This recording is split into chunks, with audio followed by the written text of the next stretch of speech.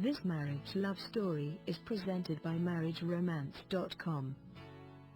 The title is Possible Impossibles.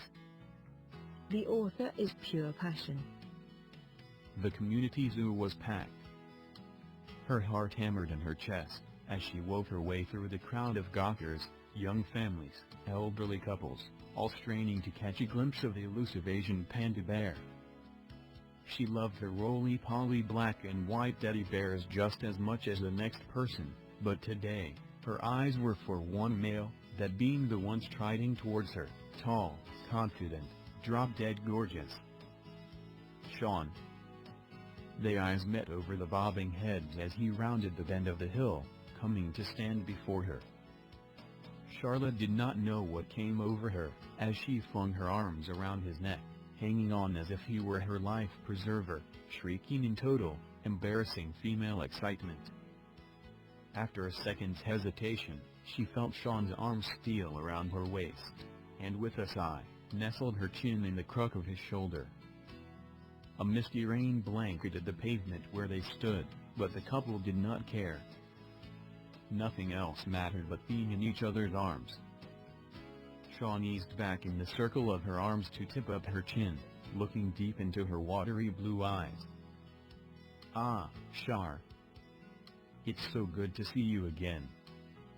I had always hoped for this moment, but after the divorce..." Charlotte stopped him, laying a finger against his lips. "Shh, let us not ruin the moment. It's been a long time in coming." "You are sure about this meeting again, I mean?" Sean asked, concerned, leading her to a nearby bench a pair of teens had just vacated. They faced each other, the rough denim of his jeans brushing her bare legs in the khaki shorts. Charlotte reached out to take his hands in hers, nodding. "I have never been more sure of anything in my life. It's going to be a long road, I know that, but I feel it's worth it." They had met in high school, dated only 6 months, before they were caught up in a whirlwind romance that led to a quick engagement, married 5 weeks later. Their parents had disapproved from the start, too young, too inexperienced, too uneducated. "Finish college, then choose your life mate," they had said. And before they knew it, under the pressure of misguided, well-intentions, they began to drift apart. When he was offered a prominent job position in Chicago, tears in her eyes, Charlotte encouraged him to pursue his dreams. They would keep their marriage intact, 6 hours apart somehow. And so it went for a number of years. Before they knew it, there were less telecommutes. The phone calls were far and few between, both so immersed in their careers and life about them. Arguments were given more of a permission with their lack of communication, apathy set in, their sex life struggled, and eventually, even when they did meet up, nights were often spent in separate rooms, he collapsing on the couch to a sports rerun, she alone with a book in their 4-poster bed. By that following Christmas, they realized they were better off apart and mutually signed the papers of divorcement. But now they were approaching Easter, 2 years later, with hope in their hearts. Unbeknownst to each other, they had attended a Life After Divorce conference in their hometown. Seated just 3 rows apart, they had heard the laugh of the other, during a humorous seminar regarding survival of the fittest, referencing men living on Mars, women on Venus, and felt both shocked and humbled at the chance meeting. During the intermission break, over Dixie cups of cherry Kool-Aid, they attempted the shaky grounds of friendship. 2 years was a lot to catch up on, and before they knew it, time had slipped away and they were summoned back to the meeting room.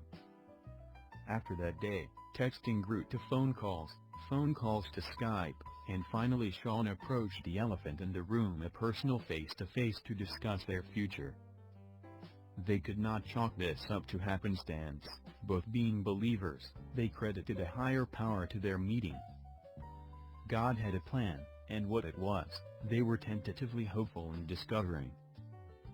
Now, Charlotte turned to him, a slight breeze rustling the leaves overhead, ruffling the dark chestnut curls on his head. "So?" Sean grinned, dimples creasing his tanned face. "So?" He reached out for her hand, drawing idle circles on the back of her palm. "Let us go grab some of Azu's famous cheese fries and talk about this." One thing we tended to do as a couple was tiptoe around uncomfortable or touchy subjects. I have vowed, moving forward, that I would not do that to my next wife. Charlotte's eyes grew wide, her mouth forming a silent O. Sean chuckled. "I do not want to rush into anything. I think that God granted us this opportunity and I do not intend to take it lightly, but I also want to be upfront of my intentions. If we are able to find solid footing, come together on common ground, I would very much like to explore a future with you again. I am not asking for an answer now. I am not naive enough to think we will go find a justice of the peace and figure things out along the way, but I would like to court you with intentions of marriage and see what God reveals to each of us." His touch was doing crazy things to her stomach. She could hardly focus on the words coming from his lips, those lips, that mouth. Something flickered inside, recalling good times, times when they were inseparable, when he could not keep his hands to himself, times canoodling in the kitchen, his breath warm on the back of her neck as she washed the dishes, times she had met him at the door, arriving from work, clad in a skimpy apron and nothing else, times he had scooped her up in big, strong arms, carrying her to their bedroom, time after time she had lost herself in his love. She flushed hotly at the memories, bringing a red stain to her cheeks. "Hey!" Charlotte felt his index finger and thumb on her chin, tipping up her face to meet his. "You are remembering." It was more of a gentle statement than a question. The answer lay in her eyes, shimmering with promise and possibilities. Charlotte laid her hand on his, cupping her cheek, drowning in the deep blue abyss of his mesmerizing eyes. She nodded, both embarrassed to be caught taking a trip down memory lane, yet strangely relieved to lay her heart open, raw and vulnerable. "I want more than anything to get back to where we were, Sean," she confided quietly. "But there is a part of me that is so scared of the unknown, so many things that could go wrong." Sean cut her off with a gentle brush of his lips against hers. She felt herself leaning into his familiar embrace, becoming lost in the seductive scent wafting from the column of his strong, sun-tanned neck. His kiss at first was tentative, exploring, hopeful. As she melted into his embrace, her head naturally fitting into her favorite curve of chest and shoulder, surrendering on his soft sigh, his kiss grew more urgent, more demanding, giving and taking in sweet ecstasy. "I want to sit here," a sharp, toddler-sized voice broke into their intimate bubble. Sean and Charlotte reluctantly parted, glancing sheepishly at each other, before directing their attention to the pint-sized interruption that had joined them. A mop of red gold curls framing an adorable round face, unblinking green eyes, bright popsicle red lips that swiped over the icy confection and chubby, toddler hands. As if in emphasis, overall hips nudged Charlotte's knee again. Move. Sean's smile dissolved, assuming what Charlotte guessed to be a parent-teacher stance. He drew a protective arm about her shoulders, speaking in low, firm tones. "Hey sport, how about we try addressing this lovely lady in a respectful question, rather than a demand?" "I have it on good authority," he said, dropping his hand, leaning in close to the popsicle-stained cheeks, "that my female companion here loves sweets. So let us be sweet," he whispered conspiratorially. Charlotte watched the exchange between the two with a smile of amusement. "Want my icy?" the little guy asked, shoving the red and blue shaved ice into her hands, spilling the sticky liquid onto her fingers. Charlotte laughed, tousling his soft curls, setting the frozen snack on the bench beside her. Fishing in her purse, she produced the travel-size, antibacterial wipe pouch. Slicing the foil with her teeth, she opened the damp cloth, swiping over her fingers, before reaching for his hands, cleaning them thoroughly. "This is very nice of you, young man. What a gentleman you are turning out to be," she praised, glancing at Sean as a big smile grew on the toddler's face. His back seemed to be straighter, his grin infectious as he smiled back at the two. "Jackie, there you are," a woman's worried voice reached them, before they saw the small, slim girl, who was wringing her hands as she reached their bench.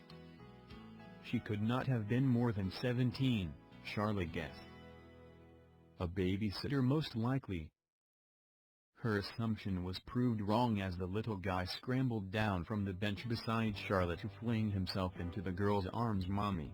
Sean and Charlotte exchanged glances, rising to extend hands of greeting to the young woman. "You have a fine young man here, ma'am," Sean said, returning the fist bump of the toddler as he grinned back in the safety of his mother's arms.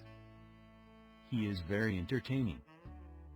The teenager arranged her son more comfortably on her hip, on a laugh. "That he is. A busy little guy for sure. Thank you for watching out for him, he is always trying to run off when my back is turned. Jackie keeps me hopping." Charlotte again ruffled the fiery curls. "I just bet he does. You be good for Mommy, you hear?" She lowered her voice for Jackie's ear only. "Remember, women like sweet things." Jackie grinned, accepting the newly cleaned icy cup from her. Charlotte pressed a fresh wipe into the tired mother's hand. "You may need this later." The young mother flashed a couple a grateful smile as she resettled Jackie into the stroller. And then they were off. "You were great with them," Sean observed, as they moved towards the food court, hands linked lightly. Charlotte looked up with a smile, squeezing his fingers lightly in response. "Thanks, you too. Not saying I would want a Jackie child, but maybe someday, I would like one of my own." "Yeah?" Sean paused before the food truck counter, perusing the menu, looking back at her. "Me too, I think. With the right person." Charlotte placed her hands on her hips, tipping her head to one side. "Oh yeah, and who might that be?" Sean buzzed her nose with his knuckle, drawing her close, playfully pretending to muss her hair, kissing the top of her head. "The woman to whom God grants me permission to love the rest of her life." He tipped up her face, looking deep into her eyes. "Hopefully you." Charlotte flushed, reaching up on tiptoe to peck him on the lips. "Maybe," she replied, a mysterious smile curving her lips. "Now let us eat." Sean fished a roll of bills from his back pocket, giving her a soldierly salute. "Yes ma'am, a woman after my own heart." "The usual?" Charlotte loved that they had a usual, wrapping her arm around his waist as he placed their order, then following him to a nearby bench. Together, over a huge basket of bacon and ranch cheese fries and crispy chicken fingers, the couple reminisced of former days that had drawn them closer, knitting them over the years, in ways neither of them had known, until the master designer began drawing closer, the strings of the patchwork quilt of their lives, a divine orchestrated appointment. Making the impossibles possible.